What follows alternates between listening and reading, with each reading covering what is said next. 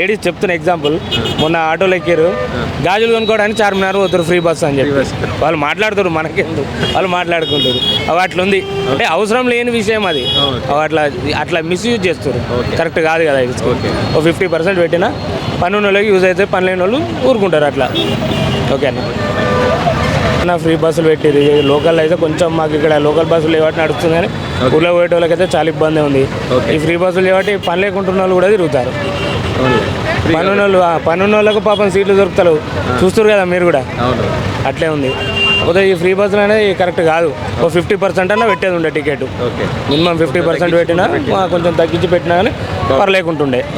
ఈ మొత్తం ఫ్రీ అనేసరికి అవసరం లేకుండా యూజ్ చేస్తారు బస్సులు. ఇక్కడ ఎక్కుతారు, రామనగర్లో దిగుతారు, కోర్టు కాడ దిగుతారు. పాపం అవసరం ఉన్న వాళ్ళకేమో సీట్లు దొరుకుతలేవు. రీసెంట్గా ఫ్రీ బస్ అనేది లేడీస్ ఉపయోగించుకోవడం కరెక్ట్, వాస్తవం అనట్లేదు. ఎందుకంటే ఆపదకైనా దేనికైనా పోవాలంటే ఫ్రీ, ఓకే, దానికి అగ్రి.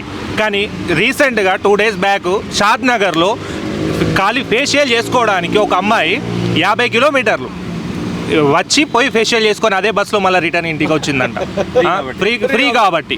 ఇంకొక లేడీ హైదరాబాద్లో ఉంటుంది, కూరగాయలు కొనుక్కోవడానికి జస్ట్ 20 మెదక్కు పోయింది, హైదరాబాద్ నుండి మెదక్కు పోయి కూరగాయలు కొనుక్కొని మెదక్ నుండి వచ్చింది. అంటే ఫ్రీ దేని గురించి వర్తిస్తుంది మీకు చెప్పండి? అంటే ప్రజలను ఇప్పుడు భర్త అనేవాడు పోయి తీసుకొస్తాడు, భర్తను ఇంట్లో కూర్చొని పెట్టి భార్య ఫ్రీ, నేను పోయేస్తా చేసి వస్తా ఫ్రీ అనేది దేని, కాంగ్రెస్ దేని గురించి చేస్తుంది ఇట్లా?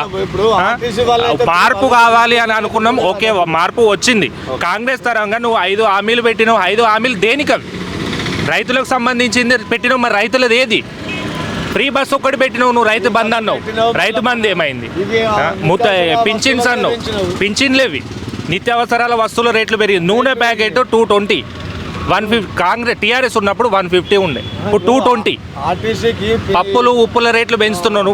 వీళ్ళు ఎందుకు గమనిస్తలేరు? ప్రజలు గమనించాలి కదా. మరి గమనించినప్పుడు ఇవన్నీ ఫ్రీ అనేది అది ఈ విధంగా చెప్తున్నాను. కాంగ్రెస్కు మాత్రం ఎవరు ఓటేయకండి.